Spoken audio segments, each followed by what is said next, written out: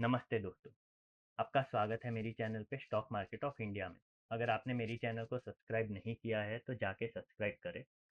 तो 2 दिन पहले अगर हम देखें तो यूएस का इन्फ्लेशन डेटा आया था और हमारा इंडिया का भी इन्फ्लेशन डेटा आया था।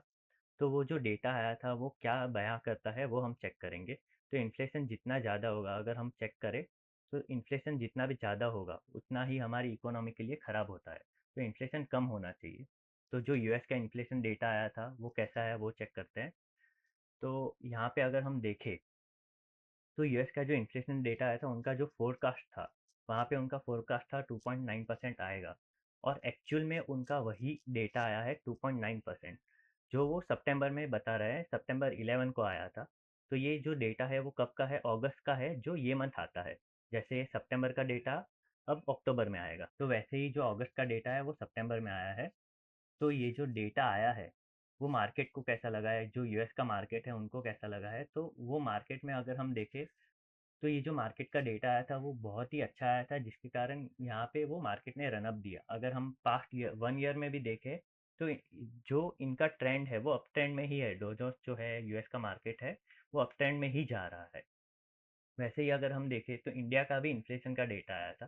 तो इंडिया का इन्फ्लेशन का डेटा क्या था, इंडिया का जो फोरकास्ट था 2.1% और एक्चुअल जो आया है वो एक्चुअल क्या आया है 2.07%। तो अनुमान से नीचे आया है। तो नीचे आना वो अच्छी बात होती है या बुरी बात। तो जब भी हम देखें तो इन्फ्लेशन का डेटा जब जब नीचे आता है वो मार्केट के लिए अच्छा होता है और जब जब इन्फ्लेशन का डेटा ऊपर जाता है वो अच्छा नहीं होता है। तो ये एक पैरामीटर है, ऐसा नहीं है कि ये एक ही पैरामीटर है। कभी कभी अगर ज़्यादा ही इन्फ्लेशन आ गया 7% के ऊपर चला जाएगा इन्फ्लेशन तो वो मार्केट के लिए बहुत ही ख़राब होता है, इकोनॉमी के लिए भी ख़राब होता है। तो वैसे ही बोला जाता है अगर 2 और 4% के बीच में या तो 6% के बीच में इन्फ्लेशन होता है तो मार्केट के लिए, इकोनॉमी के लिए, सबके लिए अच्छा होता है। तो हमारा जो डेटा आया था वो क्या आया था, 2.07% के आजू बाजू आया तो बरोबर आया। तो उसके ऊपर हमारे मार्केट ने कैसे रिएक्ट किया है।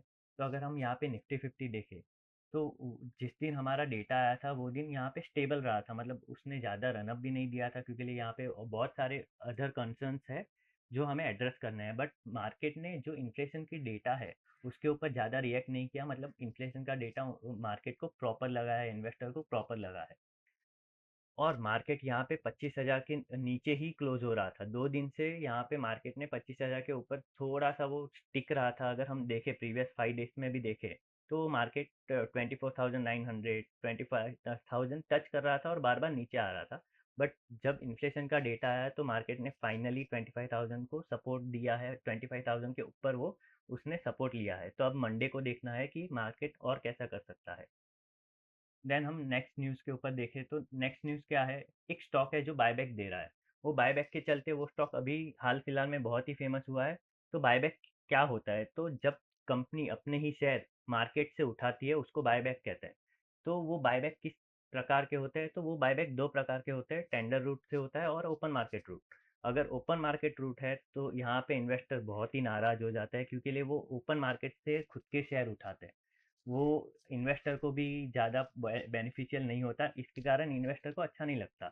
और ये जो बायबैक आया है, जो कंपनी का नाम मैं बोलने वाला हूँ, तो वो कंपनी ने जो बायबैक किया है वो टेंडर रूट से किया है जिसके कारण ये बहुत ही ज़्यादा फेमस हो रहा है। तो यहाँ पे जो उनका बायबैक है वो टेंडर रूट से है और बायबैक का जो प्राइस है वो फिक्स प्राइस रहता है यहाँ पे। तो यहाँ पे आप अप्लाई कर सकते हो। तो वो स्टॉक का नाम क्या है, वो स्टॉक है इन्फोसिस। तो इन्फोसिस ने अभी रिसेंटली अनाउंस किया है वो बायबैक। और वो बायबैक का जो प्राइस है वो रिसेंटली उनका जो करंट मार्केट प्राइस है 1524 के बहुत ही ऊपर दिया है। वो हम चेक करेंगे कि क्या है। तो यहाँ पे अगर हम इन्फोसिस के बायबैक के न्यूज़ के ऊपर जाए तो इन्फोसिस शेयर ने बायबैक अनाउंस किया है। इन्फोसिस शेयर ने जो बायबैक अनाउंस किया है वो कितने प्राइस पे है, 1800 के ऊपर वो प्राइस है और अभी करंट मार्केट प्राइस उसका क्या था, 1500। तो 1500 और 1800 के बीच में, मतलब ये ऑलमोस्ट 20% का हाइक है। जो 20% का अगर आप बायबैक के लिए अप्लाई करते हो तो 20% का आपको अपसाइड मिल सकता है। ऐसा ज़रूरी नहीं है कि आपको मिलेगा ही, क्योंकि लिए जब तक वो बायबैक आता है तब तक वो शेयर का प्राइस भी 1800 हो सकता है। देन अगर हम देखें तो ये जो बायबैक है वो कितने पैसों का है, तो 18,000 करोड़ का ये बहुत ही बड़ा बायबैक है। तो अगर आपके पास ये शेयर है तो बायबैक में ज़रूर आपको अप्लाई करना चाहिए। यहाँ पे ऑलमोस्ट 20% का अपसाइड आपको दिख रहा है। देन अगर हम सेकंड न्यूज़ पे जाए तो वो है एफआईआई और डीआईआई का डेटा।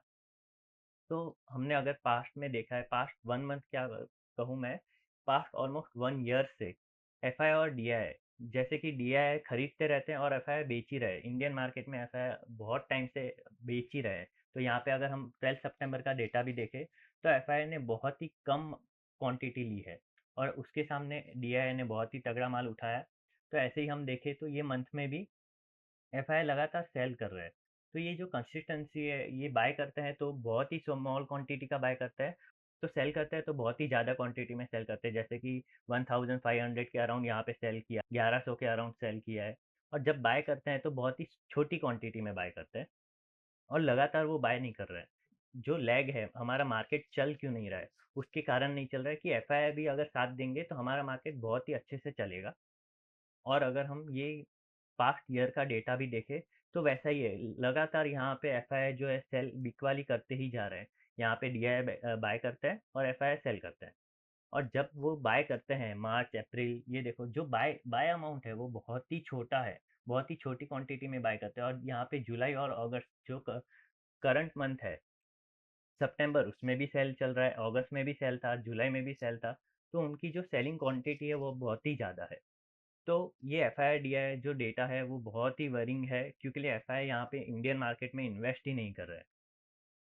देन हमारा नेक्स्ट टॉपिक आता है गोल्ड।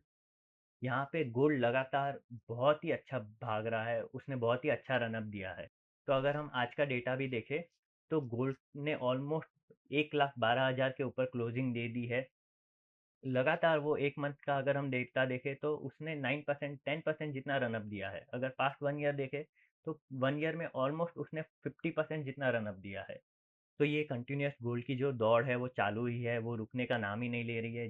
ये सब क्यों हो रहा है? क्योंकि ये जियोपॉलिटिकल इशू जो है, जैसे यूएस हमारे ऊपर टैरिफ लगाया जा रहा है, रशिया का बनता नहीं है, रशिया में वॉर चालू है, यूक्रेन में वॉर चालू है, इसराइल में वॉर चालू है, सब जगह ये जियोपॉलिटिकल इशू जब तक बने रहेंगे तब तक हमारा गोल्ड प्राइस जो है, गोल्ड है, वो ऊपर ही जाने वाला है। तो ऐसी ही सारी important stock market related news आपको अगर देखनी है तो मेरी चैनल के साथ जुड़े रहे। जय हिंद, मिलते हैं अगले वीडियो में।